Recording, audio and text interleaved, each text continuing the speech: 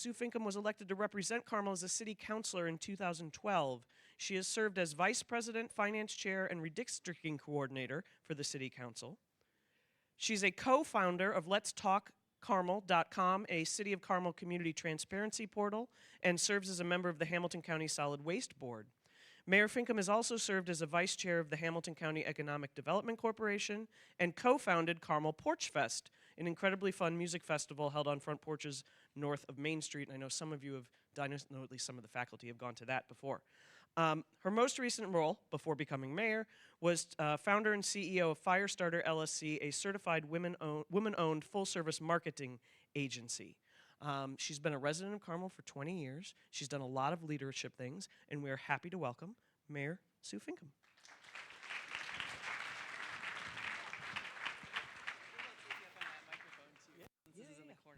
Go for it. Good morning, everybody.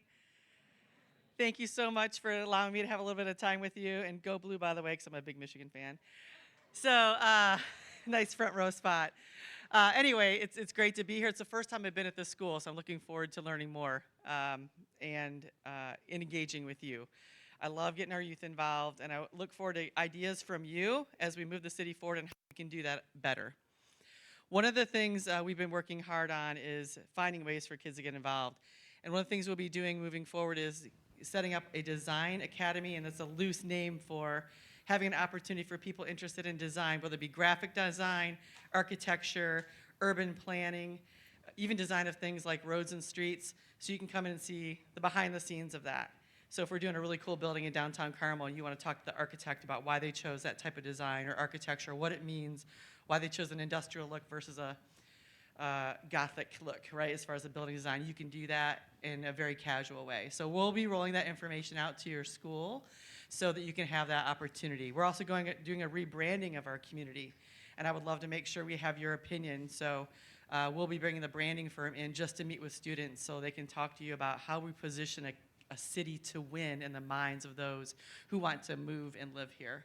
So again, I would love some opportunities for you, some ideas from you. Since taking office, I've been focused on community engagement. So we did a community-wide survey, had 7,500 people respond, which is 3 times more than we thought we could get. So I'm super excited about that. We'll be rolling those results out here soon. The hint, the sneak peek, is that people love this community, right? So it's the pressure's on me to keep it, working with all of you, a great community to live and work and play. We've also been doing other community engagement things as well as, in addition to the rebranding, we're doing 200 people interviews and focus groups this week on rebranding to see what people think about Carmel and how we want to position that for those interested in living here or investing here.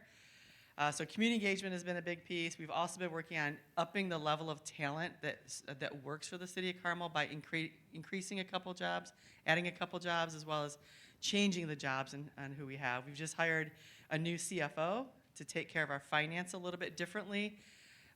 We hired the state budget director from the governor. We stole that guy, and so he's just started with us a couple weeks ago. We also hired a new attorney, a female who's got lots of experience for the City of Indianapolis and University of Indianapolis, a couple other places.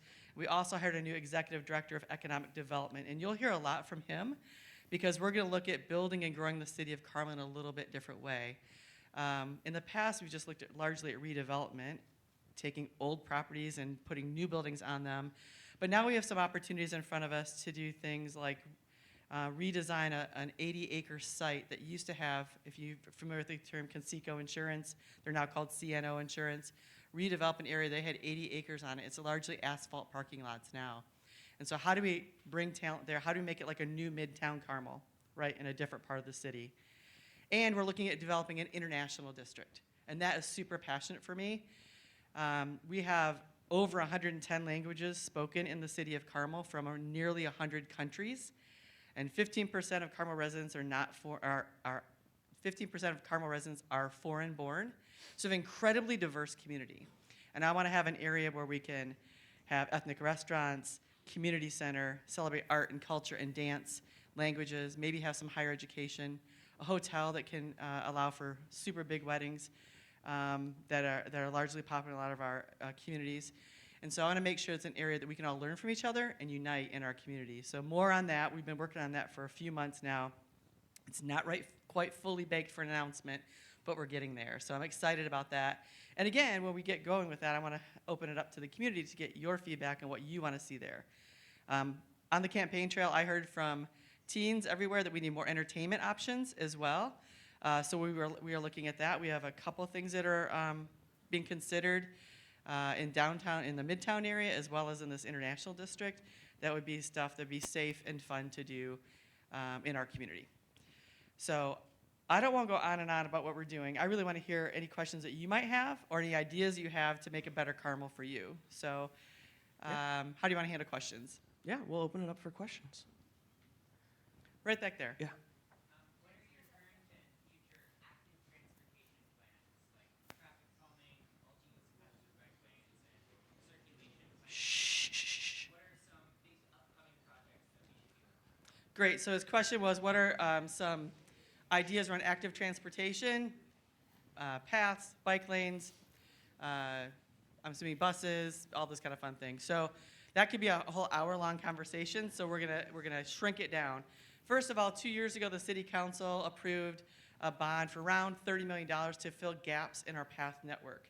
So it doesn't mean we're gonna have a multi-use path on both sides of the road everywhere you go, but we wanna make sure at least every road has a path or a sidewalk on one side, so that you can traverse and not have to go through a field or a muddy ditch to get where you need to go safely. So that's one thing to help with active transportation, especially with our seniors who need to be more active in our incredibly safe community. Traffic calming measures, we are looking at how we can expand the use of our raised crosswalks. Some people want them in every single roundabout and crossing. That's not a reasonable thing to do. It would literally probably cost us $50 million or $100 million to do that. What we're trying to do is find out where we can use them, what our policy should be about when we deploy them. So in walkable areas with a certain type of traffic count and certain type of businesses around them, we're looking to make some policy there. We're also extending, and you might have seen some news on this, the Monon Trail in downtown Carmel, a little bit further south. It stops right now at Walnut Street, and we're going to extend it to City Center Drive. Right now it's just the 12 or 14-foot path. We've cut down some older scrub trees, and we're putting a path in that's now, again, 140 feet wide. That'll have more active sitting areas, more play areas for older kids, not little ones, but like middle-aged kids. And again, making it a fun, vibrant area that we can all enjoy. It's about $25 million. It's a huge project. And again, it'll have a museum on one side and hopefully a food hall, which I think you guys would participate in using. We're going to have 8 to 10 different types of restaurants there that are a little bit what's called fast casual, a little cheaper, a little bit easier access. But it would feel like the outdoors is coming in. So lots of natural grasses and fun stuff that would be super cool. Yeah. So those are just a few snapshots. We are looking, of course, at our road network all the time. How we can improve it, how we can make it safer. And the last thing I'll say is we want to deploy more of what's called rectangular rapid flashing beacons. And if you've ever been to a roundabout where you have to press a button to cross and it lights up the 4 access roads to the roundabout with a flashing light, that's what that system is called. We got to get drivers better trained to slow down and look and then eventually stop if there's a walker crossing. And we got to get walkers better trained to press the button and not just jump out in traffic. So that's a behavior change we have to work on for both groups. But those RRFBs are really important for our safety. And I'll say one more thing. There's 2 other crossings, 106th Street in particular, and 111th where the Monon comes in contact with the road. We'd love to change the grade so they're separated grade, so you have to go under or over the road to cross it. But again, that's huge dollars to do. We're trying to find out how can we fund it and what would be most effective. So there's a few things there. Yeah. Thank you. I saw Saeed and then I saw Ainsley. How does Carmel plan to maintain its progress towards becoming a more environmental city? Well, I'm proud to say that we were first in the state, and by the way, an all-Republican council to approve a resolution to have a climate action plan formed, and then the first one in the state to do the climate action plan. So now we just got to work the plan. So like with anything, it's money and time. And so both of those don't grow on trees, unfortunately, but we're trying to invest there to look at that plan. We have a committee formed now. Look at that plan and put those things in action, right, where they make sense.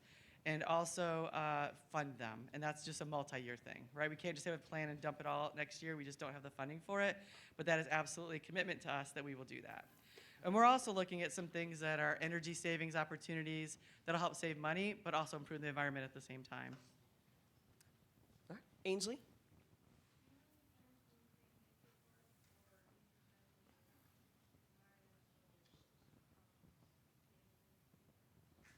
So our question was, do we have any plans to have more parks and nature-oriented things in the city? We do. We have 2 parks under development right now, really 3 areas, I'll call it. Bear Creek, which is the northwest part of Carmel. We need about a $30 million funding to build out that park. That's going to be beautiful. Some of you guys might have even been part of that conversation, what that park should have in it, because they involved a lot of kids in that discussion from little ones all the way through high school. I got 60 acres donated on the northeast side. That'll be another park. 8 different Indian groups came through there at one point in our history. It's super interesting. So that'll be another area we have to develop. That's again around 20 to 30 million in development. We're also making another Monon Trail, so to speak, on the east side all along the river. That's going to be incredible. Has anyone walked any of that pathway along the river on the east side? A few. You need to do it. There's a park just north of 116th and River Road that goes along, and it's actually a fully accessible park, so you can be on a walker, in a wheelchair, or pushing a stroller. It's all kind of like a boardwalk on the ground that goes all along that park. Go walk it. It's beautiful, especially in the fall. But that's an area we're trying to extend path from 96th Street all the way to 146th Street, which is our north and south border, to have access to the river, because the river is a hidden gem here in Carmel. Yeah. And we're also doing an overlook of the river just south of 146th Street on River Road, where it'll be a great place for senior pictures, a great place for family photos, where they'll have an architectural element where you can just stand in front of right and access the river.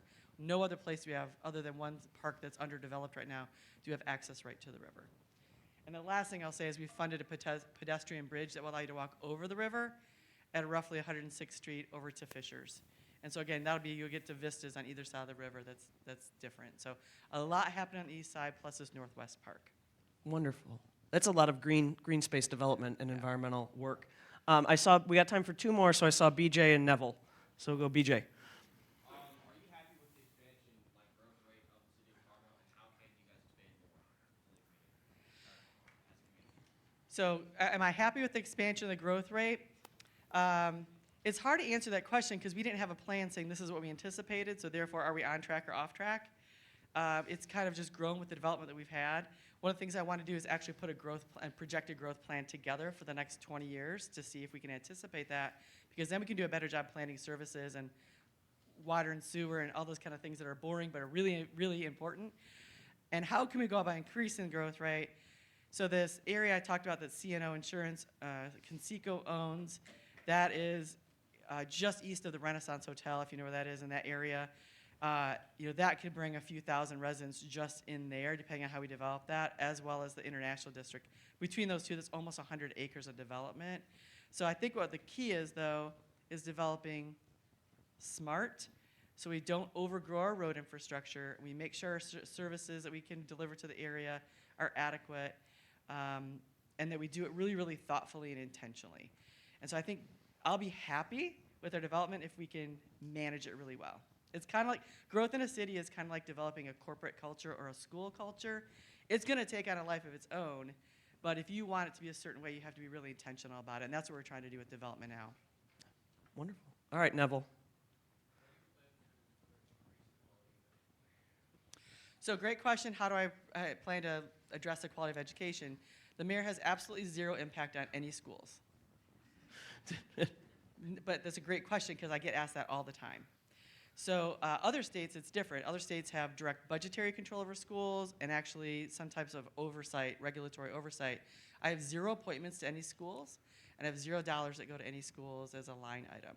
What we do is if we grow our city responsibly and well, we help all of our schools out, because we either increase the assessed value and it adds tax base to our public schools, or we bring people to our community who value education and will support our schools philanthropically or through enrollment.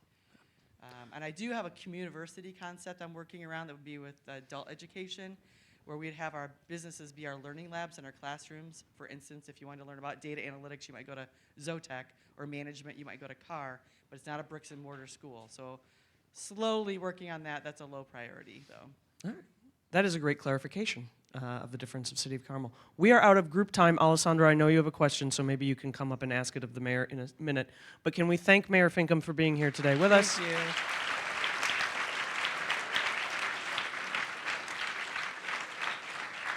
And off to class.